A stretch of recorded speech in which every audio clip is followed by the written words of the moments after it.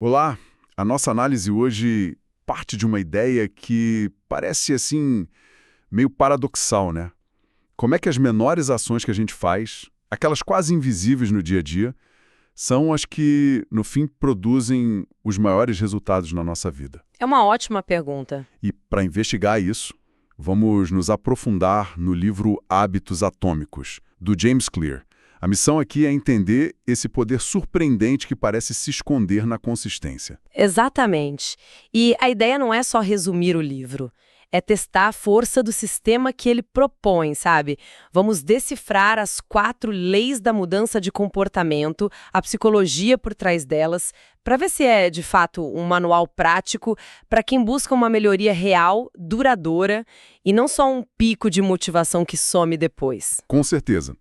E para entender de onde vem essa filosofia toda, é impossível não começar pela história pessoal do autor, que é bem pesada. Muito. No ensino médio, o James Clear foi atingido no rosto por um taco de beisebol. É, o taco escapou da mão de um colega e o acertou em cheio. O livro descreve o impacto de uma forma, nossa, bem crua. Nariz esmagado, múltiplas fraturas no crânio, as 2 órbitas oculares estilhaçadas. Terrível. E ele acordou sem entender nada do que tinha acontecido, completamente desorientado. E os detalhes que ele conta são assustadores. Quando a enfermeira da escola começou a fazer umas perguntas básicas, ele não sabia dizer em que ano estava, quem era o presidente, e demorou tipo 10 segundos inteiros para conseguir lembrar o nome da própria mãe. Imagina o pânico, o desespero da situação. Total. E a situação foi só piorando, e muito rápido.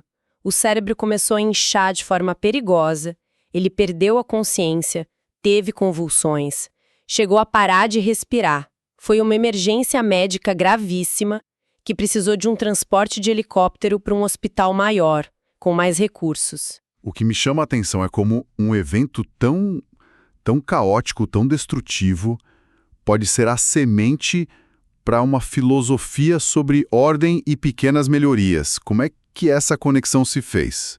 Então, aí está o ponto central de tudo. A recuperação dele não foi um momento eureka, sabe?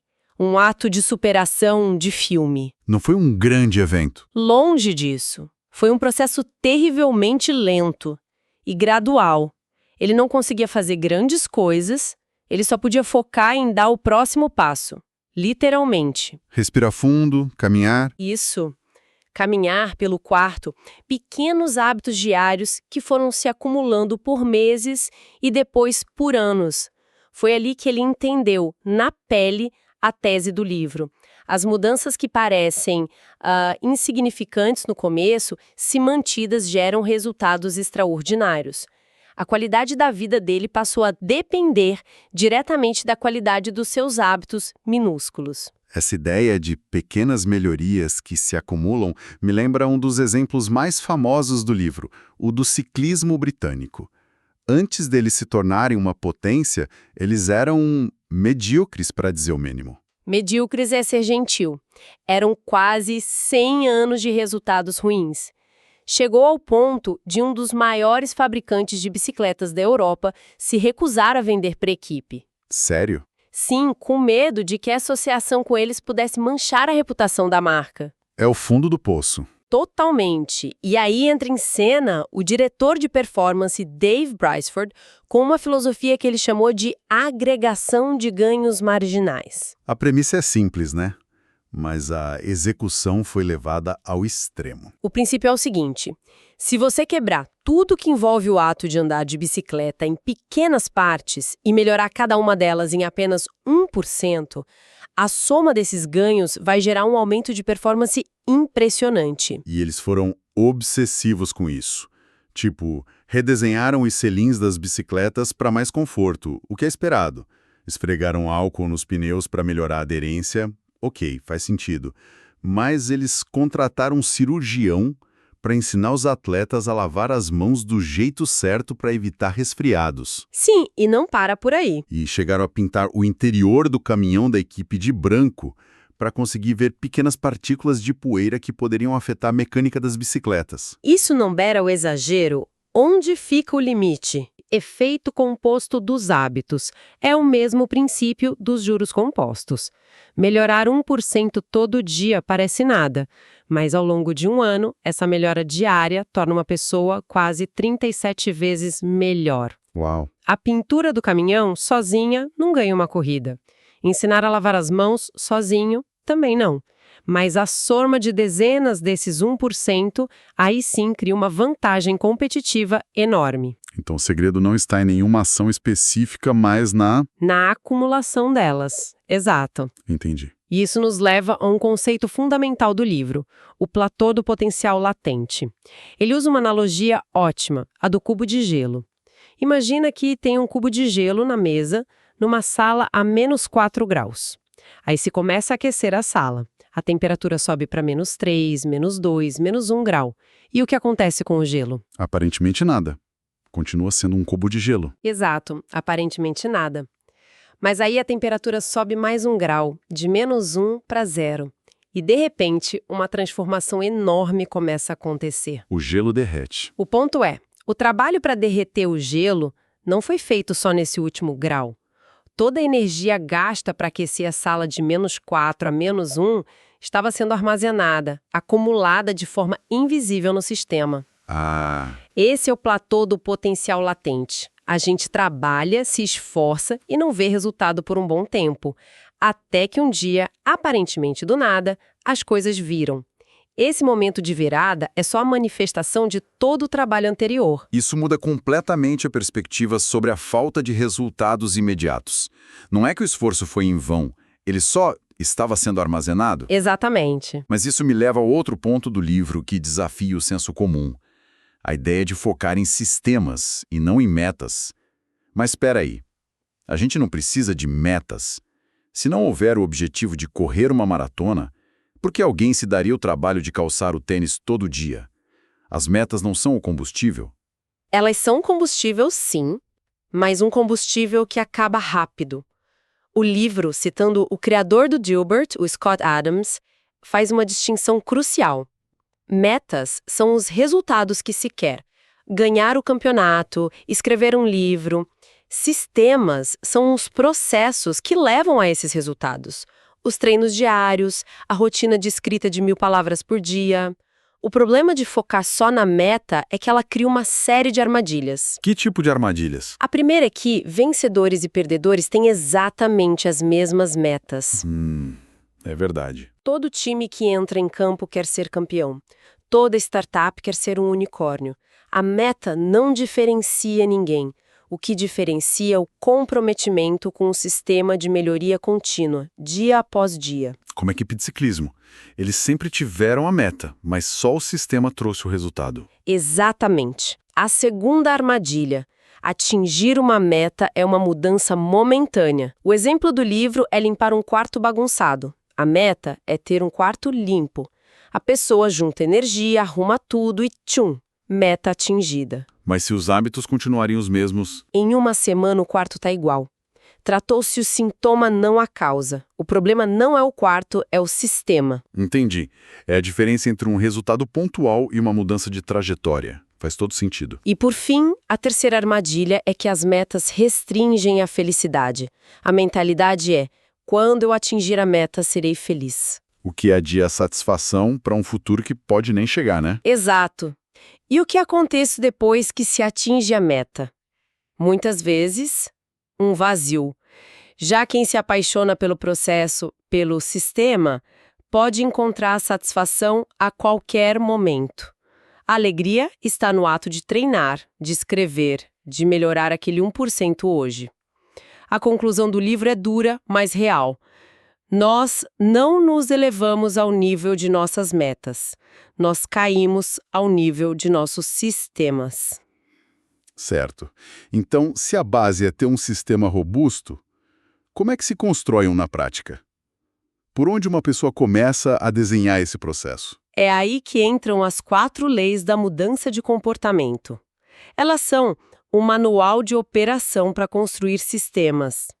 As leis se baseiam no ciclo do hábito: estímulo, que é o gatilho, desejo, a motivação, resposta, o hábito em si, e recompensa, o que satisfaz o cérebro. Cada lei atua em uma dessas fases. A primeira lei, ligada ao estímulo, é torne-o claro. Ou seja, fazer com que o gatilho para o hábito seja óbvio, impossível de ignorar. Perfeito. Uma estratégia para isso é o empilhamento de hábitos. A fórmula é: após o hábito atual, eu irei fazer o novo hábito. Por exemplo, Depois de escovar os dentes à noite, eu vou ler uma página de um livro. Você ancora o novo comportamento em algo que já faz sem pensar. Outra tática, talvez até mais poderosa, é redesenhar o ambiente. Se alguém quer comer mais frutas, não adianta deixá-las na gaveta da geladeira. tem que deixar visível. Tem que deixar uma fruteira bonita e cheia no meio da mesa da cozinha.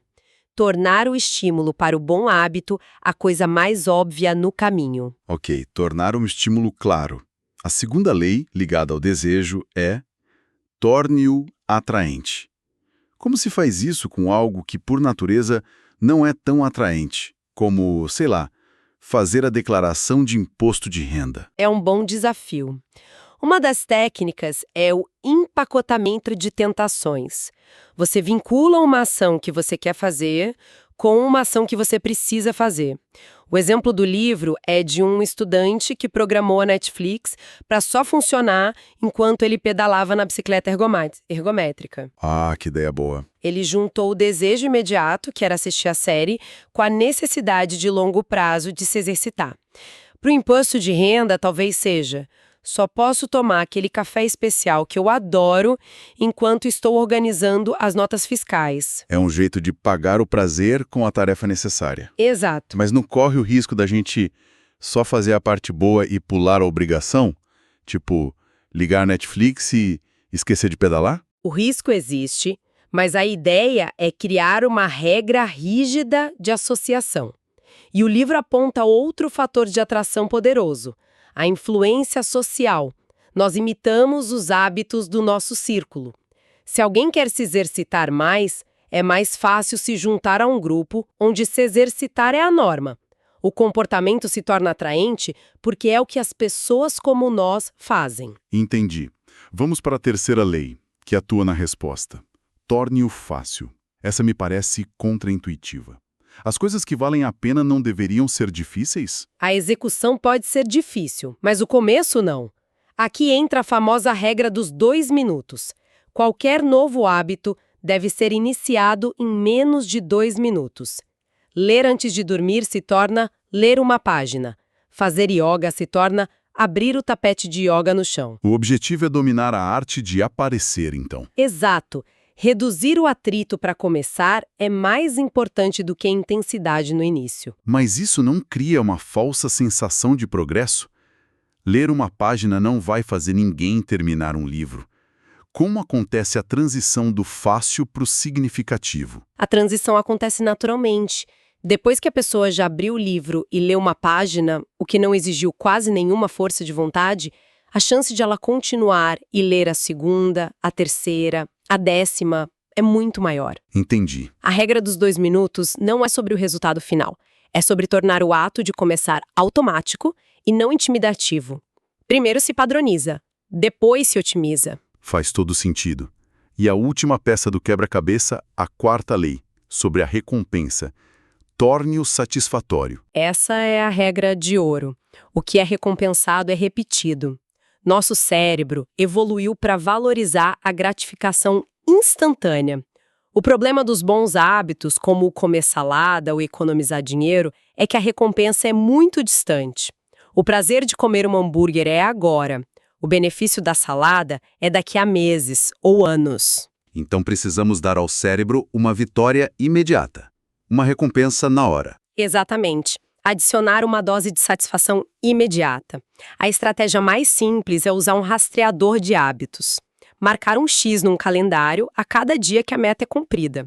Aquele ato de marcar o X é um pequeno sinal de progresso, um feedback visual que diz: bom trabalho. O livro cita a estratégia do clipe de papel, né? Sim, de um corretor que tinha 2 potes na mesa. A cada ligação de vendas, ele movia um clipe do pote cheio para o pote vazio. Aquilo dava a ele uma sensação imediata de realização que o motivava a fazer a próxima ligação. É uma recompensa simples, mas muito satisfatória. Ok. Então o manual é: torne-o claro, atraente, fácil e satisfatório. Mas o livro leva essa discussão para um lugar ainda mais profundo. Não é sobre o que a gente faz, mas sobre quem a gente quer se tornar. A questão da identidade. Sim, esse é o núcleo da filosofia. A mudança mais poderosa e duradoura não vem de focar em resultados, no que se quer alcançar, mas em identidade, em quem se quer ser. O objetivo não é ler um livro, é se tornar um leitor. O objetivo não é correr uma maratona, é se tornar um corredor. E como isso funciona na prática? Cada ação que se toma é como um voto para o tipo de pessoa que se quer ser. Toda vez que alguém escolhe escrever por 10 minutos em vez de ver TV, está dando um voto para sua identidade de escritor. Toda vez que vai à academia, mesmo sem vontade, dá um voto para a identidade de pessoa saudável. Isso. Os hábitos são o caminho para incorporar uma identidade. Isso é fascinante. A motivação deixa de ser externa, preciso fazer isso, e se torna interna. Eu sou o tipo de pessoa que faz isso.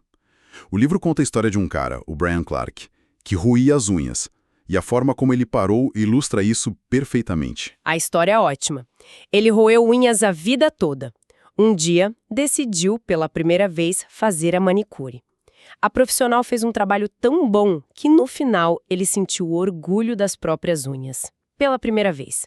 Naquele momento, a identidade dele mudou de alguém que rói as unhas para alguém que tem orgulho de cuidar bem das unhas. E ele nunca mais roeu. Nunca mais. Não por força de vontade, mas porque roer as unhas entraria em conflito direto com essa nova identidade da qual ele se orgulhava. A mudança de comportamento foi só uma consequência natural da mudança de identidade. Precisamente. E isso nos traz um pensamento final, que o próprio livro provoca, né? Se os nossos hábitos constroem quem nós somos, se cada ação é um voto para nossa identidade, o que acontece quando precisamos mudar de novo? O progresso, por definição, exige que a gente abandone uma versão anterior de nós mesmos. E isso levanta uma questão importante, que parte da identidade que nos esforçamos tanto para construir hoje pode estar sutilmente nos impedindo de alcançar nosso próximo nível de crescimento amanhã. Uma pergunta para se pensar. E com ela encerramos a nossa análise de hoje. Gostou desse episódio? Já deixa seu like e se inscreva no canal Glosando para mais.